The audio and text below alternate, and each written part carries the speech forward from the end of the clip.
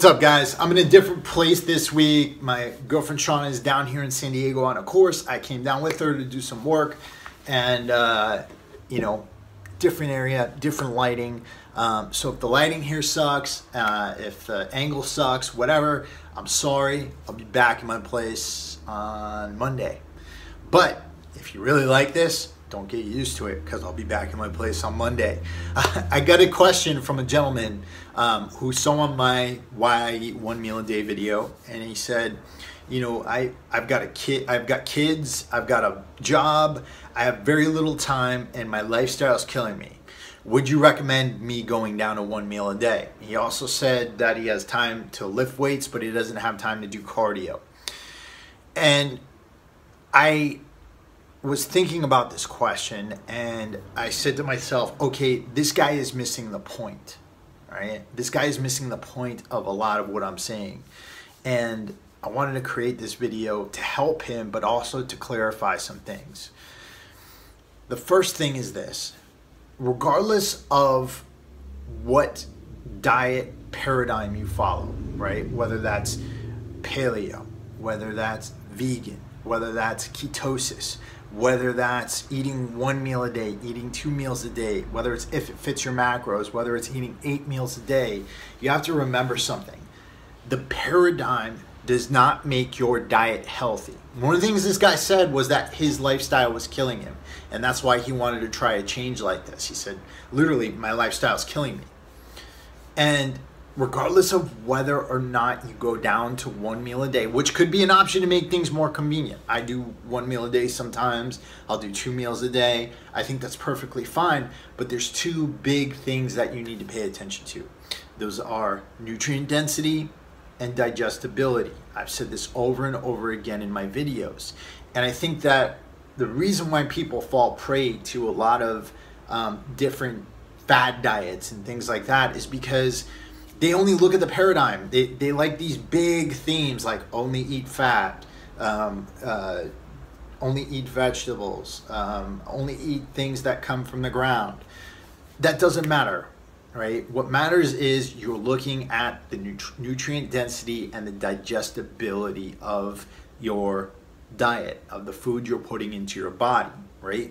And why do those things matter? Because if it doesn't have high enough nutrient density, then you're not going to be able to battle total body chronic inflammation. And if it's got a low level of digestibility, the food is seriously going to be increasing your total body chronic inflammation. Now, we can make arguments that say like paleo or vegan, they might have higher nutritional density because of the paradigm and the rules input there.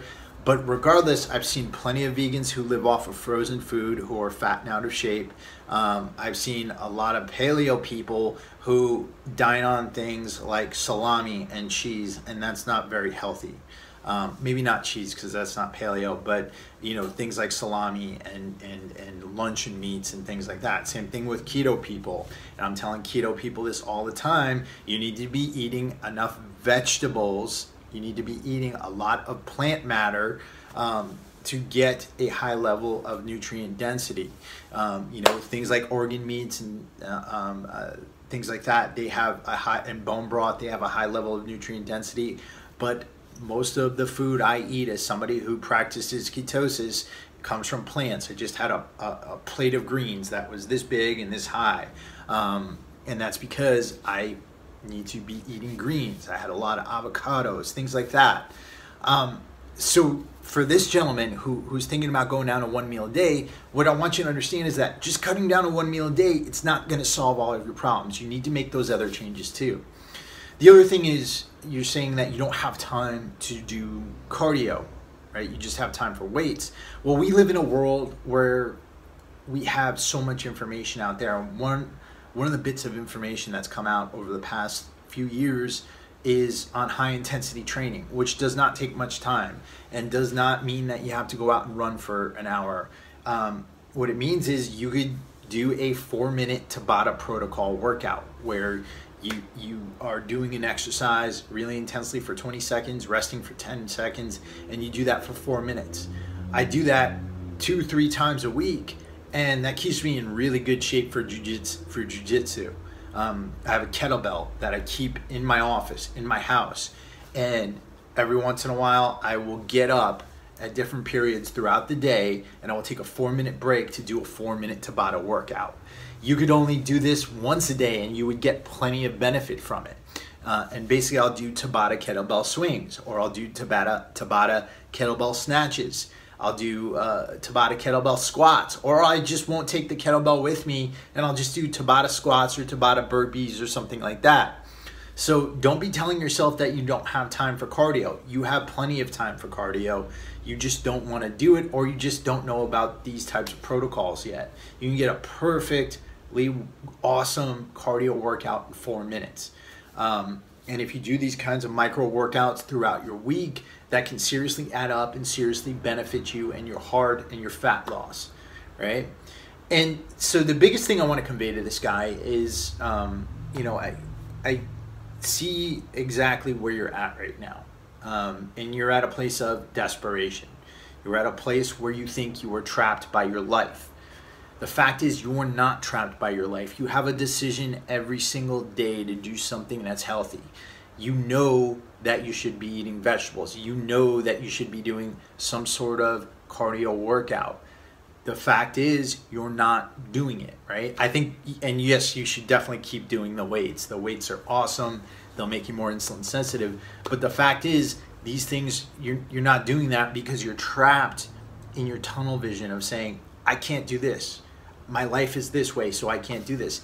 Yes, it is. You just have not searched for a viable solution. And that's the same thing for all of us. No matter what state you're in, no matter where you're at right now, you might be dirt poor, you might be filthy rich. All of us are prone to these periods of depression and feeling down on ourselves and feeling like we're trapped. It just takes somebody to come along and say, you know what? Detach yourself, step back from your life for a second and really look at what's going on, right? And if you keep telling yourself that you don't have time for things, if you keep telling yourself that you don't have time to train, to work out, to eat properly, you're never going to do it, right? And then the other thing is to think about the why, right? And I told people this the other day. What is your why? What is your why in doing this? Now, you might be working your butt off to provide a really good life for your family, and that's awesome. I think you should continue to do that. But you also need to remember that if you don't take care of your body, if you do not train, if you do not eat properly, where is that going to lead you? That's going to lead you down a road towards sickness, eventually to a point where you're not going to be able to work anymore. And it sounds like you're a younger man, but in your 30s or 40s, you know, I'm sure your kids want you around when they're graduating high school or graduating college or getting married or when they're having their own kids. And I'm sure you want that too. So make sure that in this process of building this life, taking care of your children, taking care of your family, doing all the things that you know you have to do, make sure you add to that taking care of your body and your mind. Because without either of those things, the rest of everything you're working for will go down the drain, and it will mean nothing at the end of your life if it happens too early. So take those tips home. Really, I mean, and that's the biggest thing, open your eyes, see the opportunities around you. You got an office, keep a kettlebell there, right? Do some kettlebell swings when you're sitting down. If you're working outside and you got a truck, take the kettlebell along on your truck, right? It's that simple. That's the easiest piece of equipment to work with.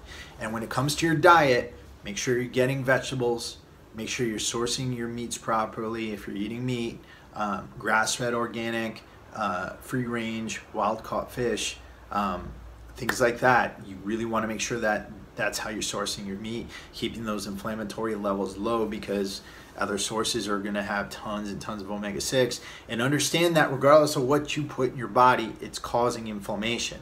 That's fats, proteins, or carbs. So you need that nutritional density. So you need to be eating vegetables, dark colored fruits, green vegetables, and sulfur vegetables, and at least doing that in your diet.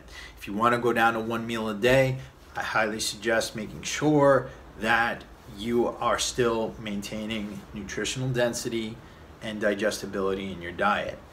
That's all I got for today, guys. I will talk to you all soon. Love y'all.